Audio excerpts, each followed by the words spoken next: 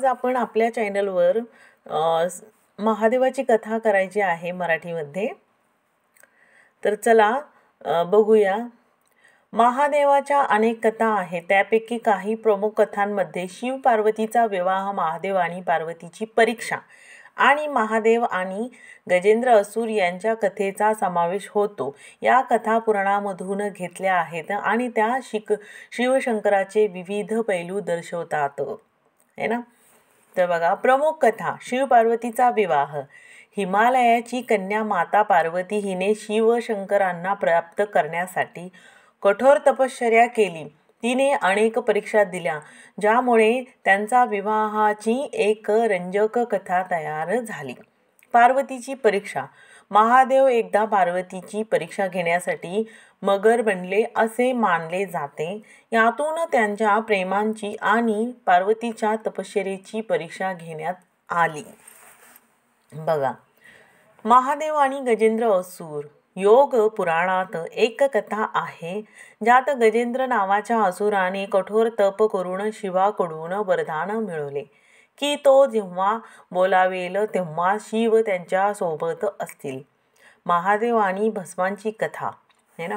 शिव आपल्या शरीरावर राख का फासतात याबद्दल एक कथा आहे। यात एका ऋषींचा उल्लेख आहे, त्यांचा संबंध भृगु ऋषींशी जोडलेला आहे, है ना। तर बघा, किती सुंदर अशी ही महादेवाची आपली किती सुंदर कथा आहे बघा।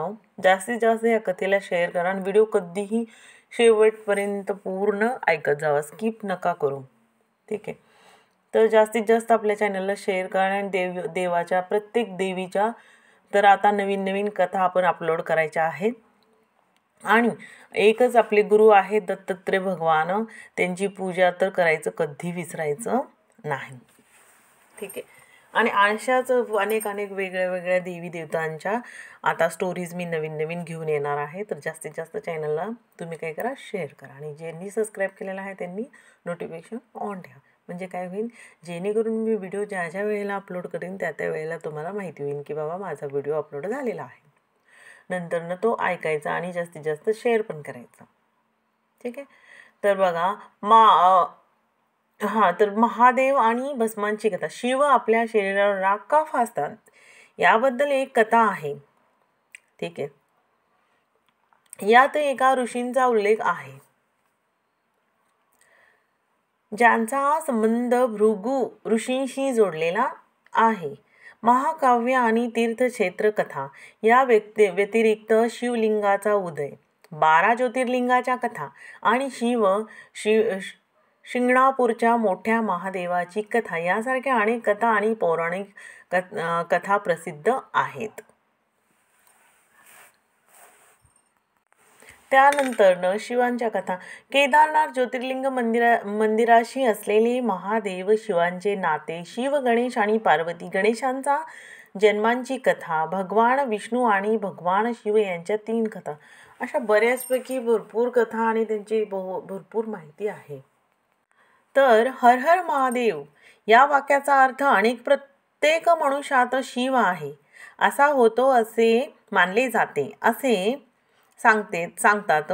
वाक्य आपल्याला हे आठवण करून देते की प्रत्येक व्यक्तीमध्ये शक्ती, बुद्धी आणि देवत्व आहे, जेणेकरून आपण जीवनात निर्भय, दयाळू आणि मजबूत होऊ शकतो। इतर अनेक महादेव वाक्ये आहेत जी भक्ती, प्रेरणा आणि सकारात्मकतेवर आधारित आहेत, जसे की श्रावणात फक्त व्रत ठेवू नका, संकल्प ठेवा, यशाचं, आत्मविश्वासाचं आणि प्रगतीचं।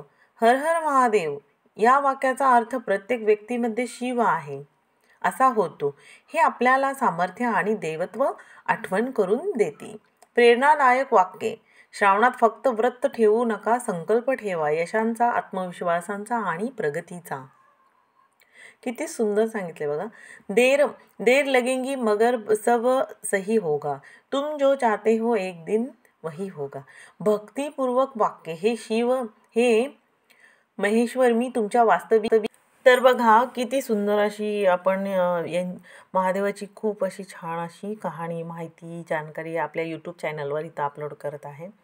भक्तिपूर्ण वाक्ये हे शिव है ना, हे महेश्वर, मी तुमच्या वास्तविक स्वरूपाला जाणू शकत नाही, पण तुम्ही जसे आहात तसेच मी तुम्हाला प्रणाम करते.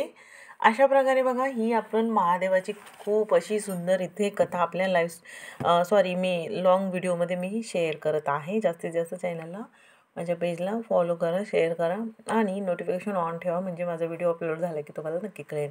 आणि कमेंटमध्ये हर हर महादेव असा तुम्ही कमेंट करा, इतर कोणताही कमेंट करू नका.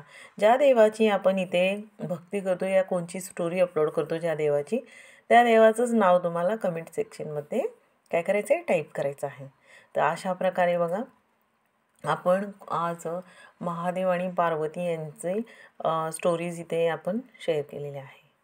तर सर्वांना हर हर महादेव.